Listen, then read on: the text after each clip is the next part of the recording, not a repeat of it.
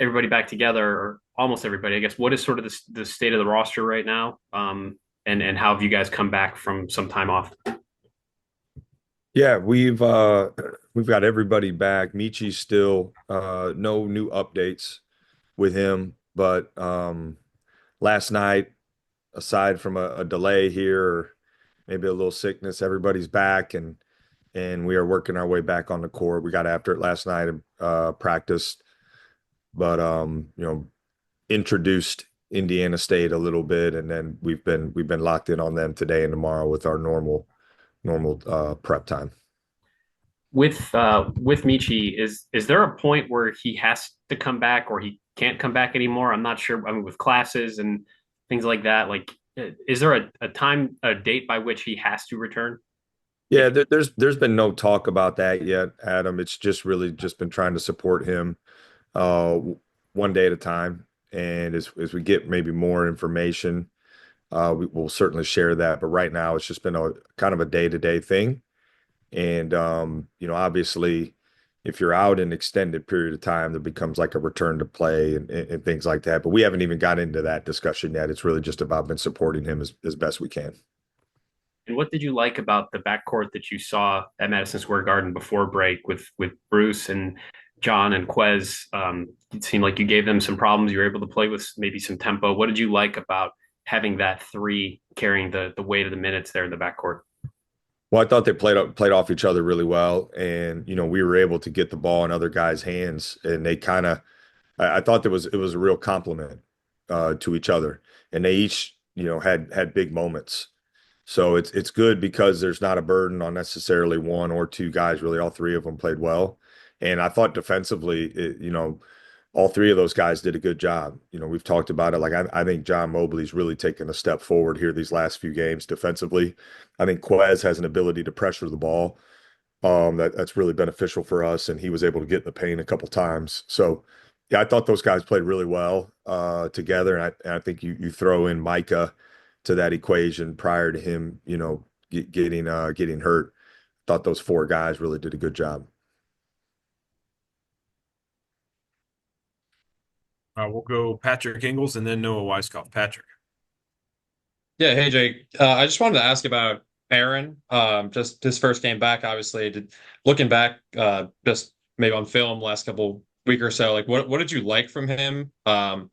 Just I think he gave him like 18 minutes or so. And, what did you see from him, and how far does he have to go to maybe give him some more minutes next couple games? Yeah, well, I think conditioning and things and getting all that back plays a factor. But I thought we missed, Aaron plays with an intensity and a passion that I thought, we missed that. And certainly his size, his rebound ability, his ability to protect the rim, all of those things were certainly missed. But he's worked hard to get back. He's still building back, I think, to where he was, at that point to start the early part of the season. And I'm thankful again we got such an unbelievable performance team because ultimately, right, you think about risk of injury and all those things when you're deciding when guys are ready to come back. So, along with them, he worked hard to get back to where we felt comfortable that he could go into the game and certainly play well. I didn't, I'm not gonna lie to you and say I anticipated he was gonna go 5 for 6. But I thought that spoke to just certainly his focus these last couple weeks to get back, or week and a half, whatever it was, to get back out there. Yeah, and then one more thing. I think I saw the OC like social team post after the game. You were talking to the team and had the words together like on the whiteboard. So obviously that's pretty important for this team. Like what does that look for, or what does that look like on the court, like being together? Like how, I don't know, I guess what does that look like? Yeah, well, I think specifically in a couple games this year, there were times where maybe I'll give you an example offensively for us. So we saw a defensive coverage that essentially was committing two to the ball. And there was a stretch where we were trying to fix that or solve that problem with great individual plays, whether it was the guy keeping the ball too long because he wanted to beat the double team, or when we got it out of the double team, that guy then either held it, tried to make a great play. And so we talked about, finding solutions and throughout the course of a game together. And a lot of times it's okay, two guys on, you get rid of it quickly, and then that guy needs to be aggressive and read the defense and potentially, right, make a play for someone else to get an open look. So I don't think we have selfish guys, but I felt like we were trying to solve problems or adversity of the game, with big time individual plays instead of, trusting each other. And again, part of that's the chemistry that's required to build on the court between the lines. And then defensively, it's we got again at times we were so caught up on our matchup, our responsibility that we were late, to help a teammate when he got beat, and then we were late to help the guy who helped the teammate. So I think those are kind of tangible examples of what we mean when we talk about playing together from an X's and O's or a scheming standpoint. And a lot of it is, college basketball is hard. There's adversity in every game. And I believe for us to be successful and to really, from game to game, overcome adversity, it has to be done together. It can't be, individual, big individual plays. Go Noah Weiskopf and then Steve Hellwagon. Noah. Hey Jake, having Quez back out there, what is his impact on the court? What did you see from him? And then also, how did he help the guys off the court when he was out from a leadership standpoint? Yeah, what I think Quez obviously has a lot of experience, and um, I can't say I was necessarily surprised that he played well. And again, I thought he and Aaron both maybe even exceeded my expectations in that game. It speaks to them and their readiness. But I thought Quez has a speed with the ball in his hands. He can read the game well, which and he can touch the paint, which certainly are all create advantages for us. And I think he's impactful defensively. He had a couple really impressive individual defensive plays, just guarding the ball, being able to pressure the ball. So, when he was out, he was engaged in practice. He's been engaged in team meetings. He's certainly been here and present, even though he might necessarily, wasn't playing or getting reps. You felt his presence, and again, it speaks to the type of young man he is, and just kind of his care factor. And real quick too, what do you think a win like that against Kentucky can do for your team moving forward? And then like, what's your message after a win like that ahead in the next couple of games to stay grounded or whatever it is? Well, listen, it was a big win, and there's no denying it. There's a reality to that, but it's also our whole non-conference has been about growing. We have to continue to grow and get better. We didn't play a perfect game against Kentucky. There were several possessions we could have been better. I thought we took a step forward, certainly, but we know what's coming up here. Certainly, starting off with a really good Indiana State team that we have to continue to grow and get better. We've practiced, these last 5, 6 practices have like the intensity, the urgency, the competitiveness. We've gotten better. We have to continue to do that. We can't not practice that way because we had a really good win. We acknowledge it's a really good win against the team that, I think we would all anticipate having a really good year. But we have to keep getting better. And we haven't arrived by any means yet, but we got to finish this non-conference season growing. Certainly what we need to do these, yesterday, today, and tomorrow leading into Indiana State. And then I think Big Ten play, like we got to be a team who's growing throughout Big Ten conference season too, because we don't. This league is so good, top to bottom. Every game is going to be a really good game, and if you think for a second you've arrived, I think that's when you slip up and get beat. So we got to keep the growth mindset, keep working to get better and earning the right to play well on game day. Go Steve Hellwagon and then Jeff Gilbert. Steve. Yeah, Coach.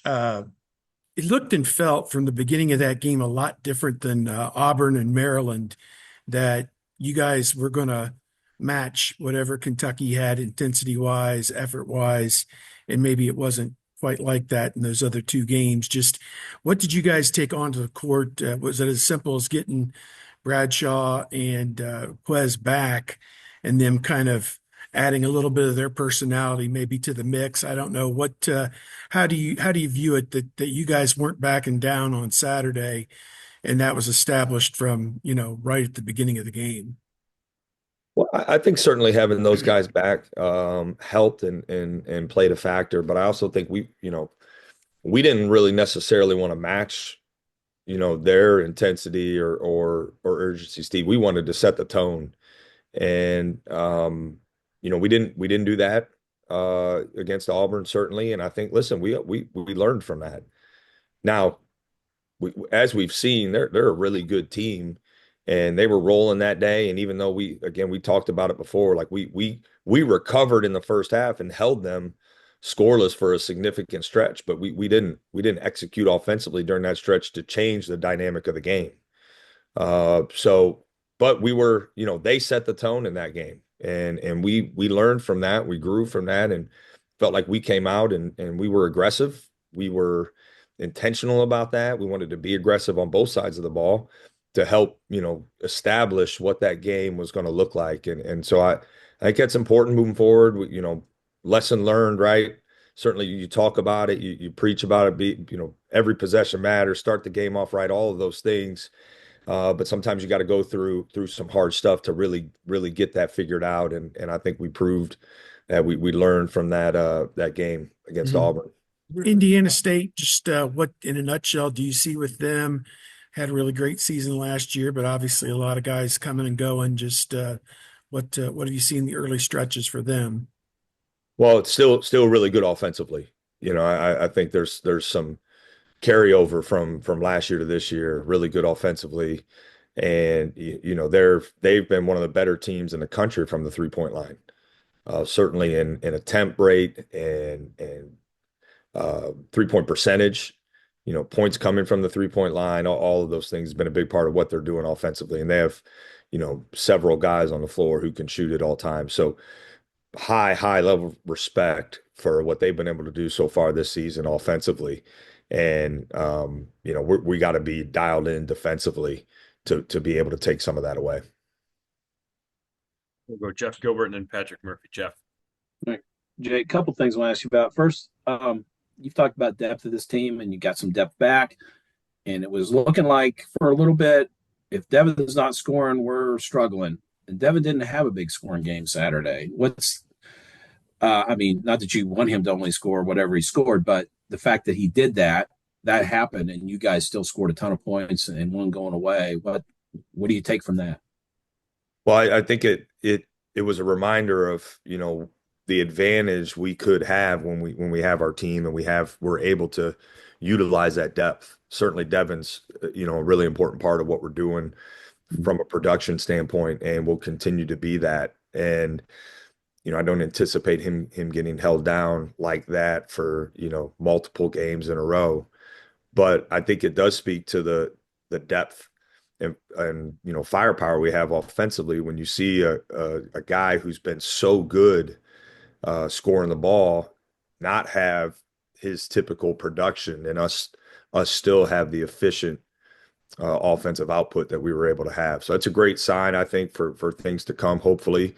And it'll make us tougher and tougher to guard the more we can be consistent with that.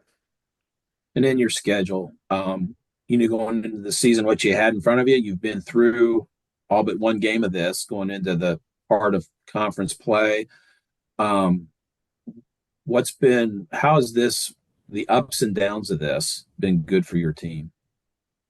Well, I think, anytime you go through adversity like we've seen, it forces you to come together, or it completely divides you and everything goes bad, right? So I think we've shown that we've come together, we've grown through some really tough games and tough opponents, and I'm excited about where we are now that we've got, majority of our team back, hopefully, right, for a stretch where we can practice multiple times in a row with guys and build some of that continuity. So I'm excited if we get an opportunity to do that. I'm excited about, how that will get us ready for Big Ten play. I mean, I'd love to go back and wish we had, more time with everybody on the court. This is the hand we've been dealt.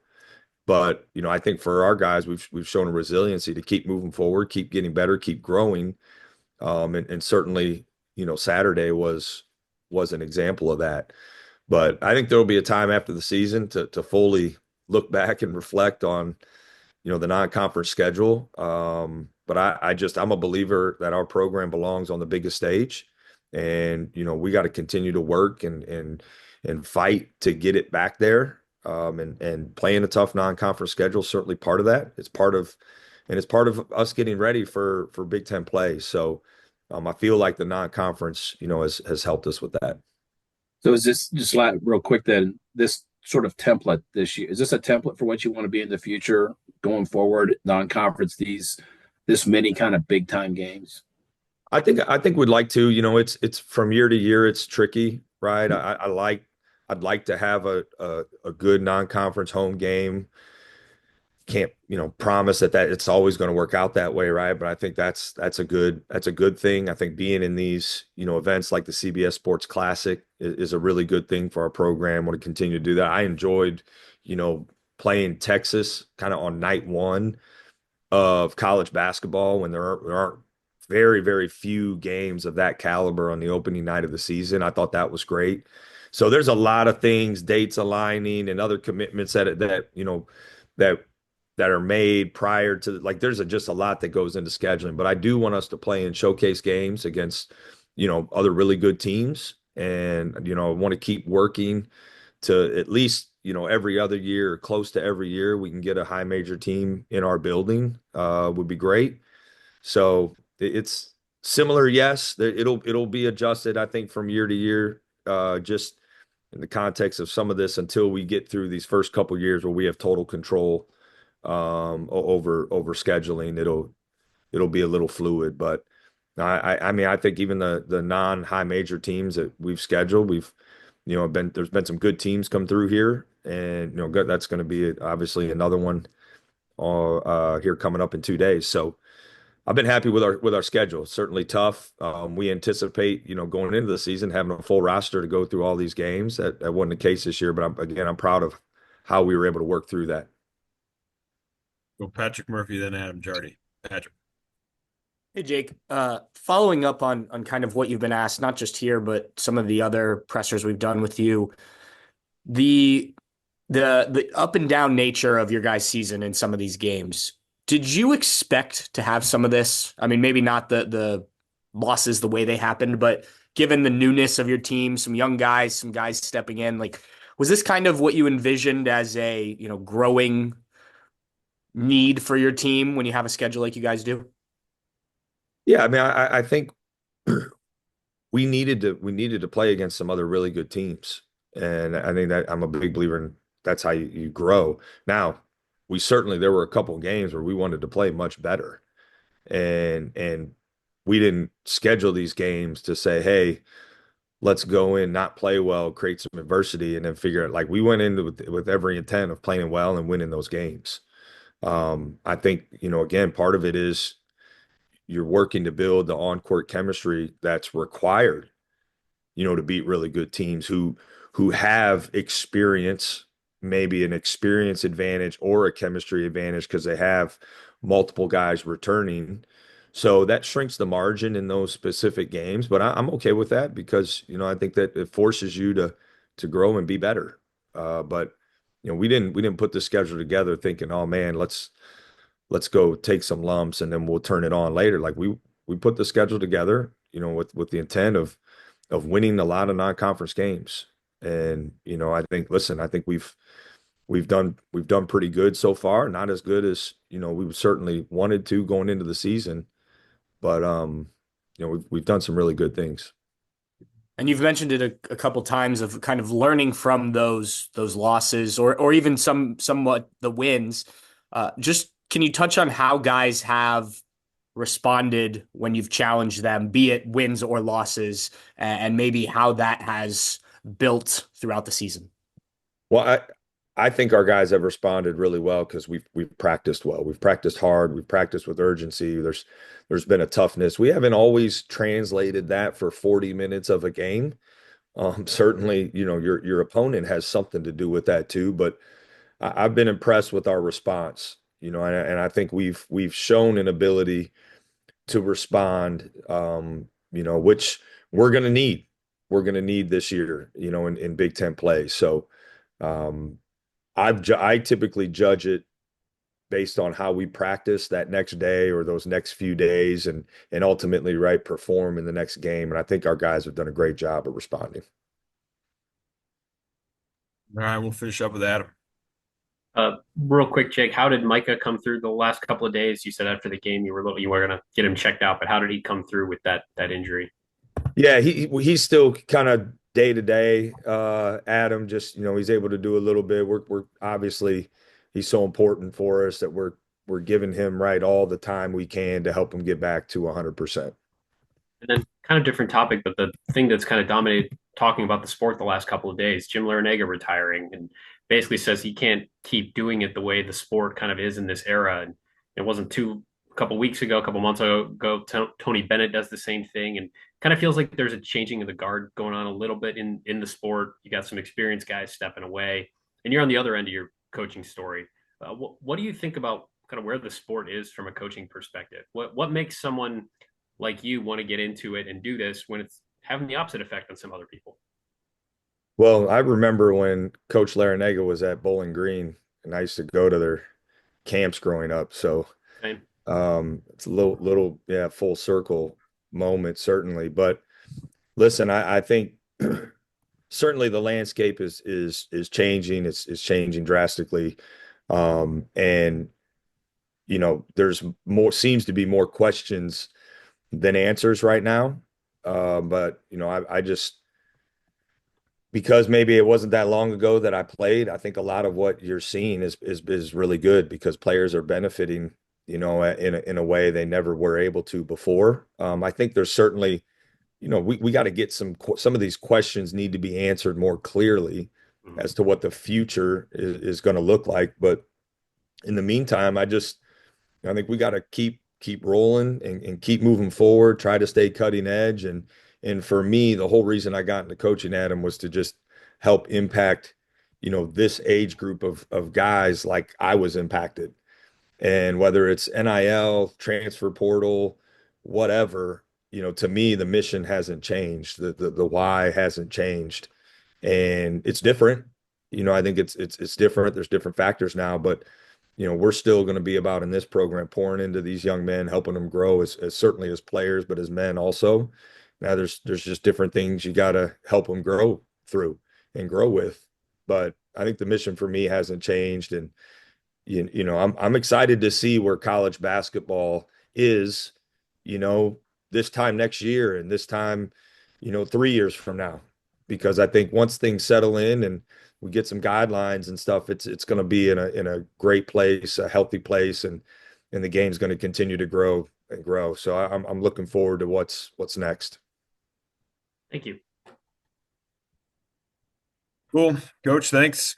All right, guys. Appreciate you. Coach. Thanks a lot. Thanks, Jake. Yep. Appreciate Have a it, good one. Jake. All right. Take care.